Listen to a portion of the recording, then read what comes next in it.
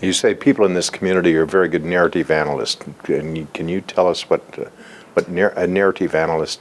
So, from my perspective, my interest in narrative is the social work that it does.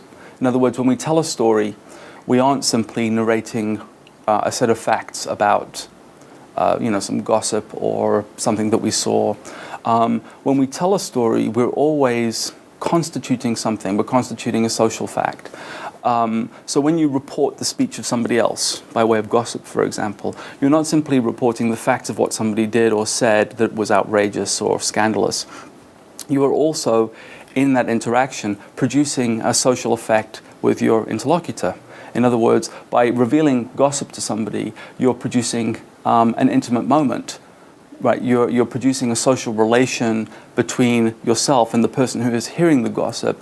You're assuming, for example, an alignment with the person you're speaking to, that they would like to hear the gossip, that they would be interested in hearing it, that they would share your judgment about the behavior of the person that you're telling the gossip about, and so on.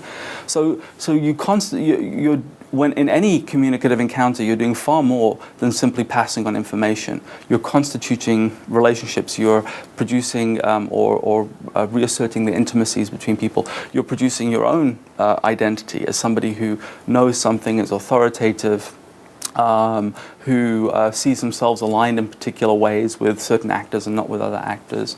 And so, this is what I try and teach my students when I teach linguistic anthropology, that we think, our assumption about language is that it is merely about the passing on of information back and forward between a speaker and a hearer, an active speaker and a passive hearer.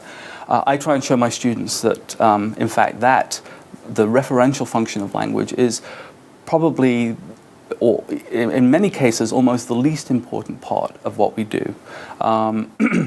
We're doing all of this work of identity building, producing relationships amongst ourselves, planning future action, trying to come up with analyses of past action that go way beyond simply, this is what I saw, as a kind of set of bare facts. And it's so that is the social work that language and communication does. So I'm interested in these events, in listening to those narratives and how they constitute a reality for people about a future in space. Right? No commercial company has sent a human being to space, not even to the edge of space yet. Right? But the role, in part, the role of these of conferences such as these are to produce that effect. It's not some kind of conspiracy, because this is how all storytelling works. Right? All storytelling works by producing social reality. So, of course, to outsiders, to people who aren't in this community, this can be dismissed as mere fantasy, and in part because we're talking about space, which is an environment that humans, other than about 500 of us, have not spent any time in, and where we have no idea what the long-term possibilities are for our survival in that environment. The principle on which I'm moving forward with this research is a recognition of the power of stories to constitute realities, and actually to form the basis then, the material basis for moving forward.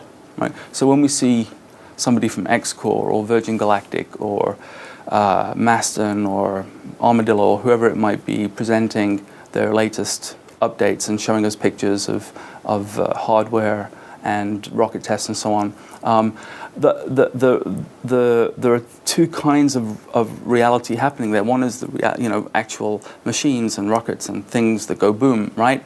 But the other is the actual narration of it as a story of progress toward the future. That, in and of itself, is consequential, and that's what I'm interested in.